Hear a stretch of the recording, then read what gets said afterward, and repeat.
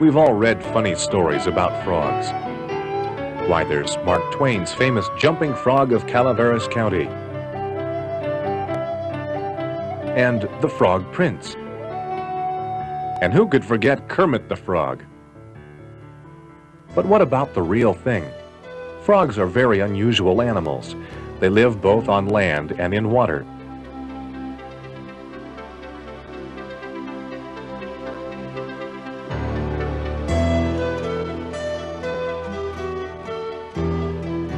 Animals that do this are called amphibians.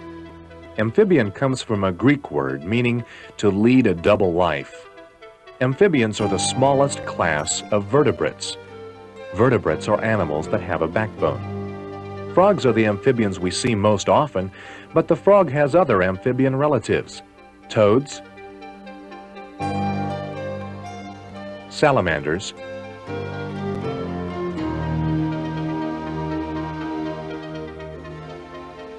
and newts.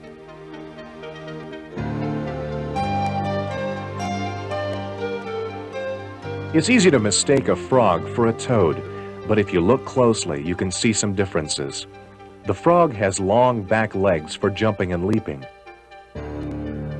while the toad's shorter hind legs are used for quick, short hops. Another clue is their skin. The toad's is dry with wart-like bumps. The frog's skin is smooth and moist.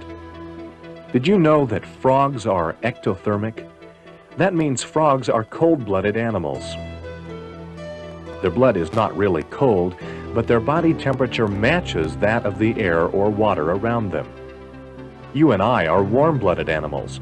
Our body temperature stays about the same, 98.6 degrees, no matter if it's a hot summer day or a snowy winter night.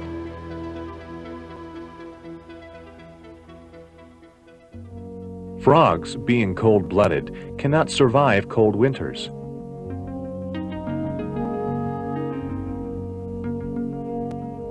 In order to protect themselves, they must go to sleep or hibernate until spring. They find dark, damp hiding places where they'll be safe from other animals. Sometimes in a mud hole under a log or a stone.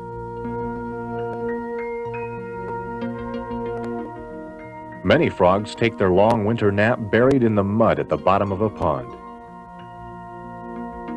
Hibernating frogs do not need to eat because they have enough fat stored in their bodies to keep them alive. Their hearts beat very slowly during this rest period, so they use up very little energy. They get enough air to live through their skin. Some frogs who live in very hot climates escape the heat by sleeping through the summer. This kind of hibernation is called estivation. Most frogs are at home in a pond ecosystem or community. Everything the frog needs for survival is here. This is a leopard frog. Like all frogs, it must keep its skin wet at all times or it will die. Frogs do not drink with their mouths as other animals do. They get moisture into their bodies through their thin, loose skin.